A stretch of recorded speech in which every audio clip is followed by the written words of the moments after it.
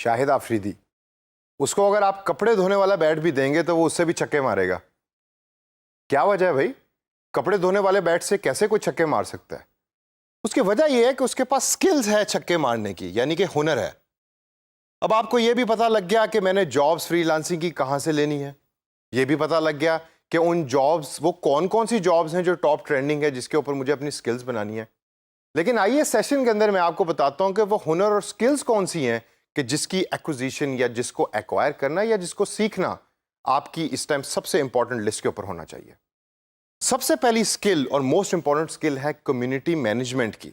مطلب ایک گروہ کو مینج کرنا، مطلب ایک برادری کو مینج کرنا. اب کیمرہ بنانے والی کمپنی ہے، اس کی ایک برادری ہے لیٹس سے 2 لاکھ لوگوں کی.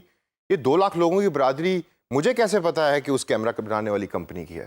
کیونکہ ان کے فیس بک پیج کے اوپر 200,000 لائکس ہیں، یعنی کہ 2 لاکھ لائکس ہیں.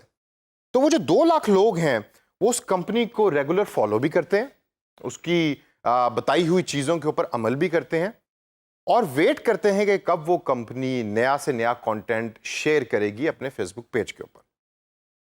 اب ایز اے فری لانسر آپ کی ایک بہت بڑی رسپانسبلٹی ہے اس برادری کو مینج کرنے کی، یعنی کہ آپ اس کمپنی کے ریپرزنٹیٹیو ہیں.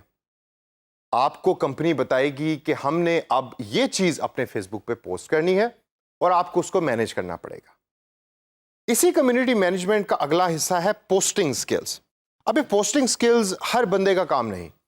پوسٹنگ کے اندر سب سے امپورٹنٹ جو آپ کو ریکوائرمنٹ ہے وہ ہے کہ آپ آرگنائزڈ ہیں. آپ کو پتا ہونا چاہیے کہ میں نے کون سی پوسٹ کب کرنی ہے اور اس کا فائدہ کس کو ہوگا. Secondly, advertising. ایڈورٹائزنگ سے کیا مراد لیتے ہیں آپ؟ کیا ٹی وی کے اوپر چلنے والے اشتہارات کو میں یہاں ایڈورٹائزنگ کا نام دے رہا ہوں؟ نہیں.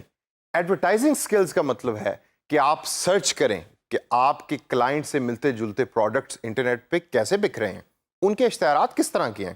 اب اگر آپ نے یوٹیوب کے اوپر ایڈورٹائزنگ کرنی ہے تو وہ فرق ہے، اگر آپ نے فیس بک کے اوپر ایڈورٹائزنگ کرنی ہے تو وہ بالکل فرق ہے.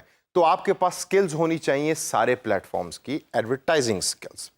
اس کے بعد ہم دیکھتے ہیں تو ہمیں نظر آتا ہے ایکوزیشن. بڑا ٹیکنیکل قسم کا انگریزی کا ورڈ ہے ایکوزیشن. اور بھائی یہ کوئی مشکل کام نہیں ہے، اس کا مطلب ہے سیلز. آپ کو سیلنگ سکلز ہونی چاہیے. اگر آپ ایک اچھے سیلز پرسن ہیں ریئل لائف میں تو آپ ڈیجیٹلی بھی اس سکل کو ٹرانسفر کر سکتے ہیں. کون سی ویب سائٹس ہیں کہ جہاں جا کے آپ سیلنگ کر سکتے ہیں، اس کورس کے اندر ہم آگے جا کے اس کے بارے میں ذکر کریں گے. اس کے بعد اگر ہم دیکھیں تو ہمیں نظر آتا ہے پرفارمنس میجرمنٹ. کافی سارے ڈیجیٹل مارکیٹرز اس چیز کو بھول جاتے ہیں کہ جو ہم کام کر رہے ہیں اس کو ہم نے میجر بھی کرنا ہے، اور میجرمنٹ ہماری زندگی کا بڑا امپورٹنٹ حصہ ہے. تو میری آپ کو سجیشن یہ ہے کہ آپ کے پاس پرفارمنس میجرمنٹ کی سکل ہمیشہ ہونی چاہیے تاکہ کلائنٹ کو یہ پتہ لگ سکے کہ جو آپ اس کے لیے کام کر رہے ہیں اس کی امپورٹنس کیا ہے اور اس کو میجر کیسے کر رہے ہیں آپ. اس کے بعد اگر ہم دیکھیں تو ہمیں نظر آتا ہے کلائنٹ ڈیلنگ. کلائنٹ ڈیلنگ در حقیقت صرف اخلاق کا نام ہے. اگر آپ کو پتا ہے کہ میں نے کلائنٹ کے ساتھ بات کیسے کرنی ہے، اگر آپ کو پتا ہے کہ میں نے کلائنٹ کے فیڈ بیک کو کس طریقے سے لے کے اپنے کام کو امپروو کرنا ہے، تو you will become a very good digital marketer in the freelancing world. اس سے اگر ہم آگے چلیں تو ایڈ کریشن پوسٹنگ اور ایڈورٹائزنگ کے اندر اس کا شمار ہوتا ہے، اس کے ساتھ ہم اس کو مکس کرتے ہیں. لیکن اس کی ڈفرینٹ طریقے کی سکلز ہوتی ہیں جو اس کورس کے اندر ہم سیکھیں گے بھی، اور اس کو سیکھ کے آپ اس کو اپلائی کریں. In the end, last but not the least, yet again, is blog creation. So blogs are those informally managed web page or websites that post content about similar types of ideas and topics. یہ تو میں نے face بک کے بارے میں بھی ابھی تھوڑی دیر پہلے کہا تھا جب میں کمیونٹی مینجمنٹ کی بات کر رہا تھا. نہیں، فیس بک ایک پری ڈیزائنڈ پلیٹ فارم ہے جو آپ کو پرووائڈیڈ ہے، جس کے اوپر ڈفرینٹ طریقے کی کمپنیز اویلیبل ہیں. جبکہ بلاگز وہ ویب سائٹس ہیں جو کمپنی اپنے ریڈرز کے لیے بناتی ہے اور اس کے اوپر کنٹینٹ کو شیئر کرتی ہے جو ریڈر جا کر اس کو دیکھتا ہے.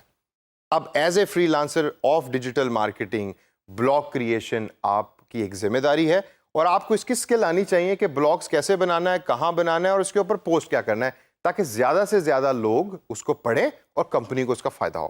تو دوستو اس سیشن کے اندر میں نے آپ کو ڈفرینٹ سکلز کے بارے میں بتایا. اب اس سکلز کی ایک آپ لسٹ بنا لیں اور اس لسٹ کو آپ میچ کریں ان جابس کے ساتھ جو میں آپ کو پہلے بتا چکا ہوں، تاکہ آگے چل کے آپ کو پتا ہو کہ میں نے کون سی سکل کس جاب کے ساتھ اٹیچ کرنی ہے اور اس کو سیکھنا ہے.